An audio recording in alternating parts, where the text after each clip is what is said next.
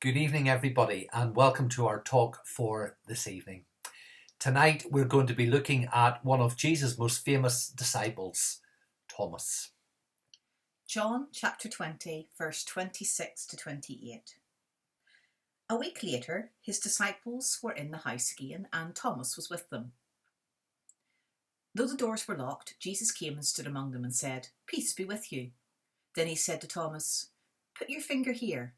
See my hands. Reach out your hand and put it into my side. Stop doubting and believe." Thomas said to him, "My Lord and my God." I wonder if you've been listening to the news recently over the last few weeks and having to work out which of the news reports are accurate and which ones aren't. Some things we find it very hard to believe, and other times we believe things all too easily. Thomas, of course, has become famous throughout history for doubting something that was actually true. Hence, we've given him the name, haven't we? Doubting Thomas. I wonder what the week would have been like for Thomas. All of the disciples trying their level best to convince him that everything they were saying about Jesus was absolutely true. Maybe they got angry with Thomas for not believing what they knew to be true. And of course, on Thomas's part, did he think that they were winding him up, or perhaps they had all gone mad or were hallucinating? I wonder if Jesus was tempted to write doubting Thomas off. He would have thought something like, "All I have said and done, and this guy still doesn't get it." But of course, Jesus doesn't do that. He comes to Thomas and he draws attention to his wounds, to his scars. Now that's odd, isn't it?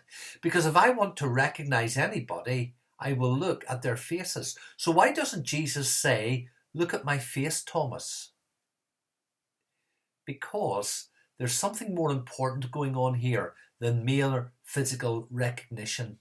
Jesus wants to show Thomas the reality of his death and resurrection. He wants Thomas to see those scars, those wounds for himself. And when Thomas does see them, his reply is, "My Lord and my God." Do you doubt? Do you doubt about all sorts of things? Are you living in doubt at the moment, as a lot of our society is? Doubt handed to God can lead to faith. And this is what happens with Thomas. Doubting Thomas becomes the disciple who confesses Christ with those great words, "My Lord and my God." Let us pray. Christ be with me, Christ within me, Christ behind me, Christ before me, Christ beside me, Christ to win me, Christ to comfort and restore me, Christ beneath me, Christ above me, Christ in quiet, Christ in danger, Christ in hearts of all that love me, Christ of mouth, of friend and stranger. Good night, everyone.